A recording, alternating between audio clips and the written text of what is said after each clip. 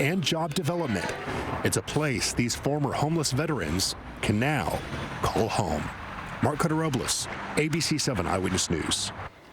If you know a person or organization that's making a difference in the lives of veterans, let us know at abc7.com/salutes. Thanks so much for joining us for Eyewitness News at 6. Tune in for Eyewitness News at 11 tonight here on ABC 7. You can now stream ABC 7 Los Angeles 24 hours a day. You can find us online, on your phone, and on your TV streaming device. Just search ABC 7 Los Angeles.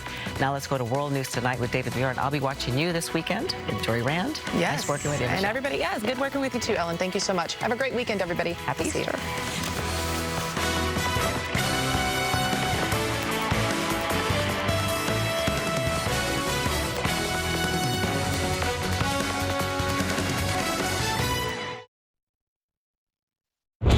Tonight, backlash over what critics are calling an extraordinary act of political retaliation. The showdown in Tennessee now in the national spotlight. President Biden speaking with two black Democratic lawmakers expelled by the state's Republican-led House just 24 hours ago, and the white lawmaker allowed to keep her seat. Vice President Kamala Harris traveling to Nashville for a face-to-face meeting.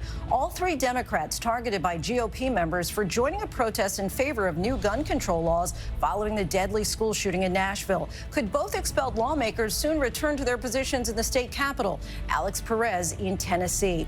Also breaking tonight, the Pentagon investigating how top-secret classified documents about everything from China to the Middle East to the war in Ukraine were posted on social media. How did the documents get out? Who put them online?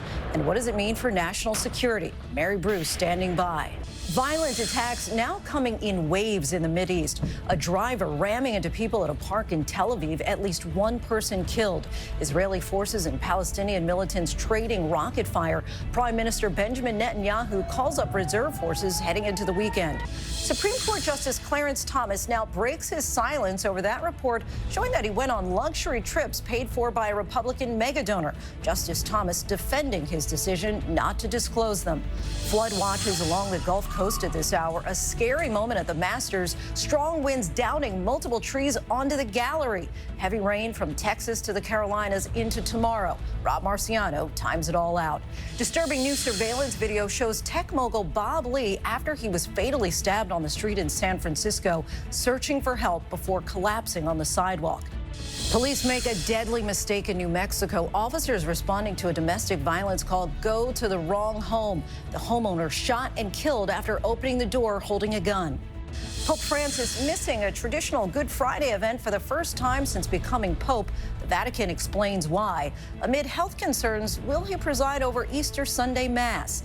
And holy holidays around the world, a rare occurrence. Ramadan, Passover, and Easter all coincide on the same weekend. From ABC News World Headquarters in New York, this is World News Tonight with David Muir. Good evening, everyone. Thanks so much for joining us on this Friday night. I'm Lindsay Davis in for David. We begin with the fallout after Tennessee Republicans expelled two Democrats from the state legislature, allowing a third Democrat to stay.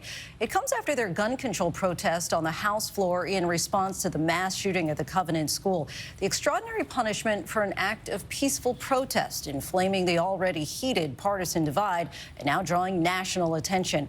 President Biden speaking with all three targeted lawmakers in a video call tonight. Vice President Kamala Harris traveling to Nashville to be there with them in person. This is the protest that sparked the expulsions. Representative Justin Jones speaking through a bullhorn because his microphone had been shut off. Gloria Johnson and Justin Pearson standing by.